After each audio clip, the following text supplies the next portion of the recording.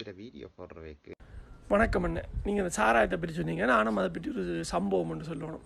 நானும் ஒரு திருமண நிகழ்வுக்கு அந்த காலத்தில் போனேன். அதாவது முன்னொரு காலத்தில் பிசியில் பிஃபோர் கோவிட்டில் ஒரு திருமண நிகழ்வுக்கு போனேன். அந்த நிகழ்வில் சாராயம் பரிமாறப்பட்டது. அவள் விருப்பவனாக்கள் பாட்டென்ற ஒரு இடத்துல இருப்பார். அவர்கிட்ட போய் சாராயத்தை வேண்டி கொண்டு குடிக்கலாம். ஒரு தகப்பன் அந்த பாட்டெண்டர் 2 பியர் போத்தல் வேண்டி கொண்டு தங்கட மேசையில் இருந்த பிள்ளைகளுக்கு கொடுக்குறாரு.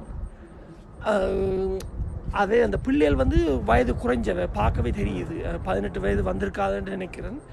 அப்போ அதனால தான் பாட்டெண்டரும் கொடுக்கல. ஏன்னா பாட்டெண்டர் கொடுக்க மாட்டாங்க, வயது குறைஞ்சாக்களுக்கு சர்வ் பண்ண மாட்டாங்க.